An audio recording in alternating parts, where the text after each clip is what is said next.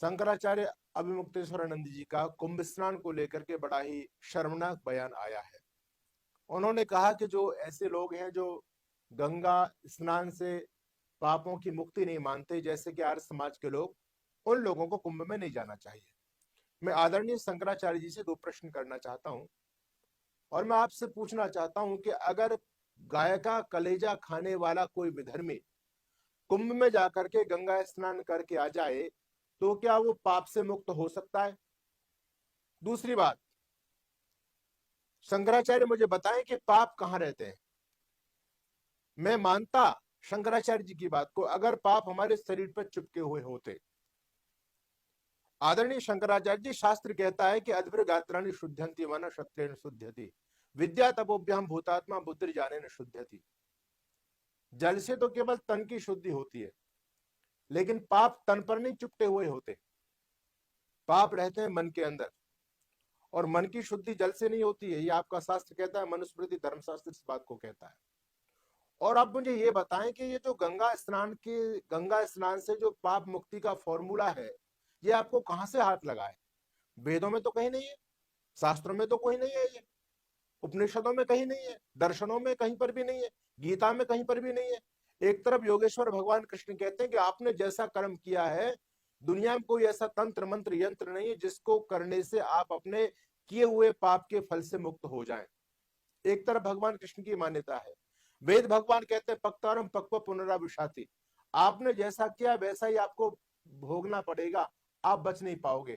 दर्शन शास्त्र कहता है कि कोई भी कर्म फल दिए बिना नष्ट नहीं होता, वो फल देता ही है, उसके बाद ही कर्म फल नष्ट होता है। अच्छा, कृष्ण एक तरफ कह रहे हैं कि आपको भोगना पड़ेगा, गीता कह रही है, भगवान राम कह रहे हैं कोई ना काऊ सुख दुख कर दाता निज कृत कर्म भोग सब भ्राता। तो कर्म फल थ्योरी को हर एक व्यक्ति मान रहा है कि आपने जैसा कर्म किया है वैसा मानना पड़ेगा। लेकिन हमारे आदरणीय शंकराचार्य कह रहे हैं कि गंगा में स्नान करने से पाप मुक्ति हो जाती है। आदरणीय, मैं आपसे पूछना चाहता हूँ, किस सदी में जी रहे हैं? आज के विज्ञान पूर्ण युग में, तार्किक युग में आप ऐसी बेहूदी बातें कर रहे हैं जिससे हमारे सनातन धर्म पर लोग उंगलियां उठा रहे हैं। गंगा में नहाने से पाप मुक्ति का क्या मतलब? अगर गंगा का पानी इतना पवित्र है कि वो सारे पापों से मुक्त कर देता है, तो गंगा के अंदर जो रहने वाली मछली है उसकी मुक्ति क्यों नहीं हो जाती? तरेगा तो वही जिसके हृदय में ही हरि है। गंगा के नहाने से जो पापी नर तर जाए, तो मीन क्यों न तरे जिसका गंगा बीच घर है। तरेगा तो वही जिसके हृदय में ही हरि है। शंख के बजाने से जो पापी नर तर जाए, तो गधा क्यों नहीं तरे जिसका शंख सा ईश्वर है। तरेगा तो वही जिसके हृदय में ही हर है। तो गंगा में डुबकी लगाने से पाप माप नहीं होते। ये आपकी बिल्कुल अवैज्ञानिक, अतार्किक, अप्रमाणिक और अशास्त्रीय बात आपने की है। और इसके लिए हम सभी आर्य समाज के विद्वान आपको शास्त्रार्थ का चैलेंज करते हैं, आपको ससम्मान शास्त्रार्थ में आहूत करते हैं कि आप आइए और अपने सिद्धांत की पुष्टि कीजिए। हम डिबेट के लिए तैयार हैं। और जो थ्योरी आप समाज में परोस रहे हैं कि गंगा में स्नान करने से पाप माफ हो जाएगा, तो आप मुझे ये बताओ कि इनसे धरती पर पाप बढ़ेंगे या पाप घटेंगे? एक तरफ तो धरती पर वैसे पाप पहले से बढ़ते चले जा रहे हैं, एक तरफ आप भी लोगों को सर्टिफिकेट दे रहे हैं कि गंगा में स्नान करो, कितना भी पाप कर लो और गंगा में स्नान कर जाओ, कुंभ में सारे पाप माफ। बहुत सरल आपने सर्टिफिकेट लोगों को दे दिया। तो इससे तो पाप बढ़ेंगे धरती के ऊपर। एक व्यक्ति अपने खेत में जाता है, देखता है गाय बहुत नुकसान कर रही है, उसने जो है प्रहार किया गाय पर हथियार का, गाय की मृत्यु हो गई। गाय की मृत्यु हुई तो उसको बड़ा पश्चाताप हुआ कि मेरे से पाप हो गया। लेकिन आप जैसे धर्मगुरुओं ने उनको पाप से मुक्ति का फॉर्मूला दिया हुआ था, कैसा ही पाप हो जाए गंगा में जाके स्नान करके आ जाओ।